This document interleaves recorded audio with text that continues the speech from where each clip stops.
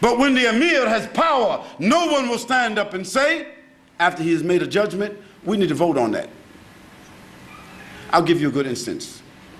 We have this problem of when we gonna start the fast and when we gonna end the fast. Do y'all have that problem here? You know, you got the different madhabs, different groups. Somebody say they want to go up on the mountain and see it. Somebody will say we don't want to be in the valley. Some people say no, we're going to compute it. Some people say no, we're going to go to the nautical people and they're going to look out at the sea. Some other people say no, we don't already set it up. Some people say we already printed the calendar, that's that. I mean, everybody got all kind of different things. So you wind up with 5 different dates for the beginning of Ramadan. How could that be right? And then when Ramadan ends, the same thing. Half the people is eating on the Eid.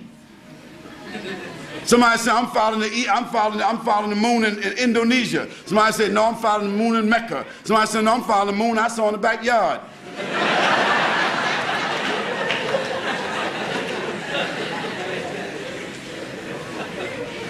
And some people say, I don't care about the moon, I'm just counting 30 days, that's it.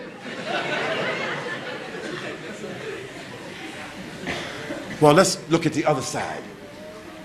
Let's look at the other side. MashaAllah, in Saudi Arabia, there's a mufti. MashaAllah, our neighbor next to here in Malaysia, there is a mufti.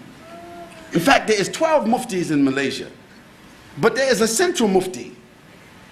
When the mufti tells the president, when the mufti in Saudi Arabia tells the king, the moon has been sighted, the king makes a verdict.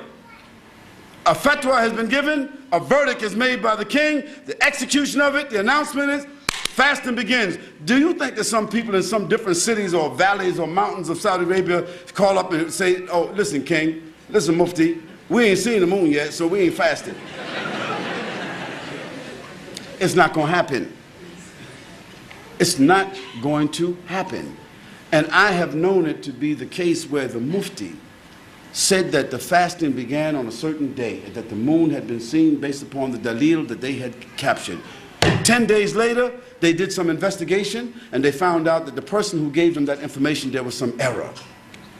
So then the mufti told the king had everybody to write everything and said, add another day because we started wrong. MashaAllah, consistent with what the Prophet ﷺ said.